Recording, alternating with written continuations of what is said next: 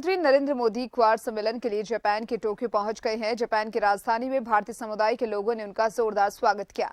कई बच्चे भी उस मौके पर पीएम के एक झलक के लिए उत्साहित रहे। खुद मोदी ने भी सभी बच्चों से मुलाकात की, उनसे बात की और सभी का हौसला बढ़ाया। तस्वीरें सामने आई हैं, उसमें साफ देखा जा सकता है कि टोक्यो पहुंचते ही भारतीय समुदाय के लोगों द्वारा मोदी मोदी के नारे लगाए गए। जापान और भारतीय समुदाय के कई बच्चे भी मौके पर मौजूद रहे। उस समय पीएम मोदी की नजर एक जापानी बच्चे पर पड़ी जो उनका ऑटोग्राफ लेना चाहता था। अब पीएम मोदी की तरफ से ऑटोग्राफ के साथ साथ उस बच्चे की तारीफ भी की गई। प्रधानमंत्री इस दौरे में करीब 23 कार्यक्रमों में शामिल होंगे और साथ ही साथ कई बड़ी मुलाकातें भी करने वाली हैं। पीएम मोदी जापान में अमेरिका के राष्ट्रपति जो बाइडेन और ऑस्ट्रेलिया के पीएम से भी मुलाकात करेंगे। इसके अलावा वे जापान के प्रधानमंत्री से भी मुलाकात करने वाले हैं। पीएम का ये दौरा राजनीतिक और कूटनीतिक नजरिए से काफी महत्वपूर्ण है।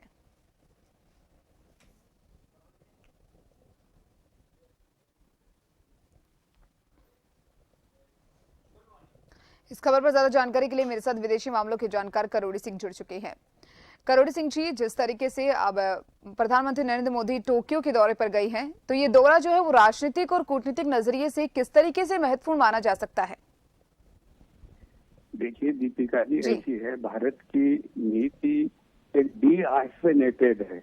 अगर एक देश से अच्छे संबंध हैं तो दूसरे से खराब होंगे, एक से खराब हो तो दूसरे से भी खराब हो, इस तरह का नहीं है। ये भारत की नीति प्रारंभ से, जैसे रशिया से अच्छे हैं तो अमेरिका से खराब हो जरूरी नहीं, अमेरिका से अच्छे हैं तो रशिया से खराब हो जरूरी नहीं है। इसी तरह से क्वेड के चारों मेंबर हैं, उनके साथ हमारे प्रधानमंत्री द्विपक्षीय भी बात होगी और क्वेड्रिलेटरल भी बातचीत होगी। तो क्वेड्रिलेटरल जो समिट है उसमें औपचारिक तरीके की घोषणाएं वगैरह होंगी, लेकिन उससे ज्यादा कहीं भारत के लिए महत्वपूर्ण यह है कि जो द्विपक्षीय बात होगी तीनों नेताओं से, जापान के, ऑस्ट्रेलिया के और अमेरिका के तीनों नेताओं से जो द्विपक्षीय बात होगी वो बहुत महत्वपूर्ण होगी भारत की दृष्टि से। क्योंकि भारत ये चाहता है कि जो इंडो पैसिफिक रीजन है, जो अमेरिका और ऑस्ट्रेलिया ये चाहते हैं कि इसको हम राजनीतिक और सामरिक दृष्टि से महत्वपूर्ण बनाएं। भारत ये चाहता है कि आर्थिक दृष्टि से एक पार्टनरशिप का एटीट्यूड हो और ये इस क्षेत्र का, इंडो पैसिफिक की प्रगति का एक साधन बने।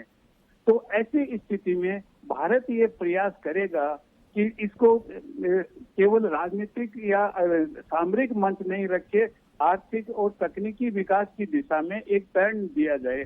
दूसरा एक महत्वपूर्ण यह है कि अभी जो यूक्रेन क्राइसिस है उसमें भारत की बाकी तीन देशों से एक अलग तरीके की नीति रही है, क्योंकि भारत यूएन सिक्योरिटी काउंसिल में, जनरल असेंबली में एब्सेंट रहा, जिसको कुछ देश ये देख रहे हैं कि रशिया के समर्थन में था।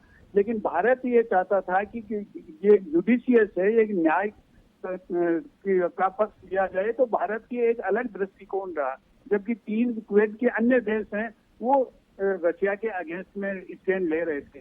इसके साथ साथ एक महत्वपूर्ण बात ये होगी कि ऑस्ट्रेलिया में अभी चुनाव हुए हैं, नए प्रधानमंत्री आए हैं और नए पिछले प्रधानमंत्री थे वो चाइना के मामले, चीन को लेके कुछ थोड़े से ज्यादा रिजिड थे, ये चीन को लेके कुछ उदार होंगे।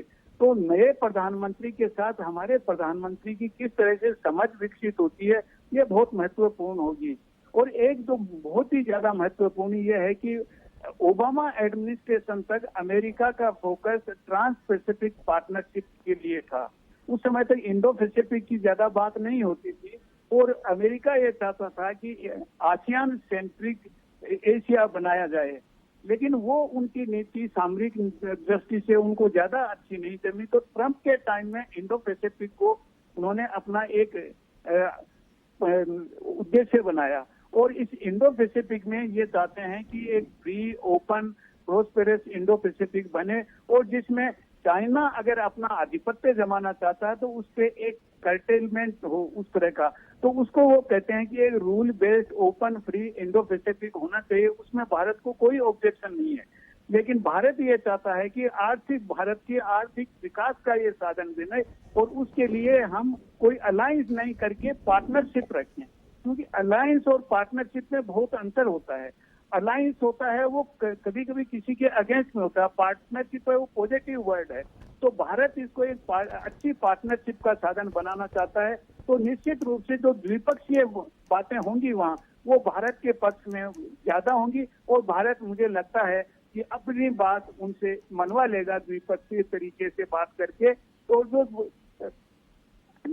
समिट होगी, समिट की जो घोषणा होगी वो केवल औपचारिक होगी कि हम इंडो पैसिफिक को फ्री ओपन बनाएंगे, रूल बेस्ड ऑर्डर होगी, जो एक तरह का औपचारिकता मात्र होगी।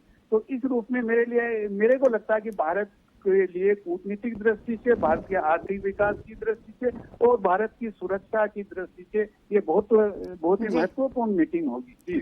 जी वही है करोड़ सिंह जी, यहाँ पर प्रधानमंत्री नरेंद्र मोदी ने ये भी स्पष्ट कर दिया कि भारत के लिए सभी समान है। उन्होंने कहा कि भारत सभी देशों के साथ मिलकर काम करेगा। उसके ऊपर क्या कुछ कहेंगे? देखिए, ये बात मैंने शुरू में भी कही थी कि भारत डी-हाइफेनेटेड पॉलिसी को फॉलो कर रहा है। कि मान लीजिए अमेरिका और रशिया के बीच अच्छे संबंध नहीं है तो भारत अमेरिका से अच्छे रखे तो रशिया से खराब संबंध रखे, ऐसा भारत नहीं रख सकता था। भारत का ये प्रगत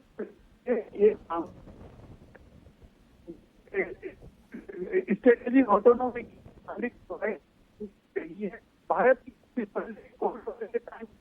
में संबित नहीं हुआ और आज भी किसी की, इसीलिए मैं कि भारत पार्टनरशिप की बात करता है, अलायंस की बात नहीं करता है। अलायंस में गुटबाजी होती है और भारत गुटबाजी में उस तरह के सम्मिलित नहीं होना चाहता। और ये कहा है कि भारत दो की न्यायिक स्थिति होगी, दो न्यायिक स्थिति होगी, उसके साथ हो दुश्मनी या दोस्ती का कोई एटीट्यूड भारत का नहीं होगा। क्योंकि भारत ये चाहता है कि विश्व में एक शांतिपूर्ण व्यवस्था बने, प्रोस्पेरस व्यवस्था हो और जो नई विश्व व्यवस्था हो वो विकासशील किस्म के विकास में मददगार होगा। ये भारत का अपना एक विश्वास है, एक विजन है और उसी के लिए भारत प्रयासरत है प्रारंभ से ही। में जी करोड़ सिंह जी, बहुत बहुत शुक्रिया तमाम जानकारी को साझा करने के लिए।